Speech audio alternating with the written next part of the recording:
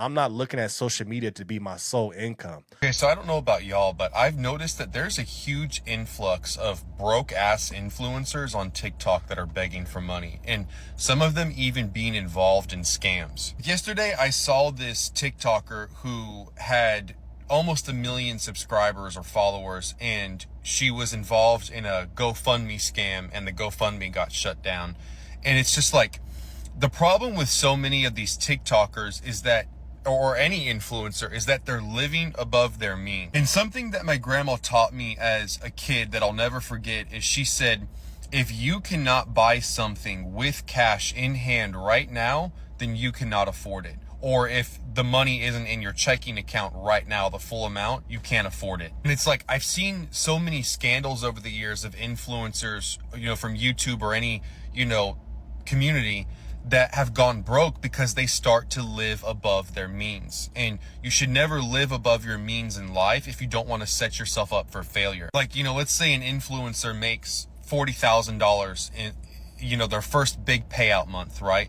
And it starts to become consistent. Okay, great. But then they decide they want to go rent or lease an LA mansion for $15,000 a month, right? And just because they were making $40,000 a month consistently for a while, it doesn't mean that money is going to stay. Because life works in ebb and flows. Life works in patterns. It has ups and downs, and ups and downs. Yep. So learn firsthand from these influencers.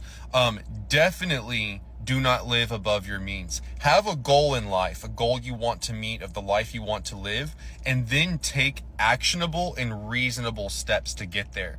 It's like I said with the house example, a lot of these influencers, right, the money comes in, but they're taking too large of a leap. Like my grandma said, if you cannot buy it in cash, in full, you cannot afford it.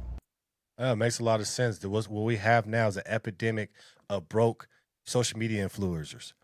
The broke social media influencers are the new athletes, broke athletes.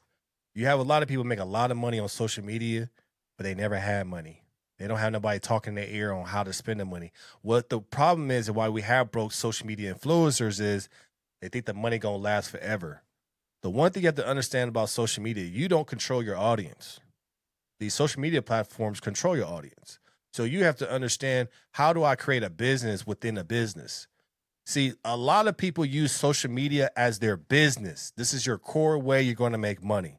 That's where you fail. Want to see the full clip? Head to Mr. Marcus World YouTube channel. Link is in the bio.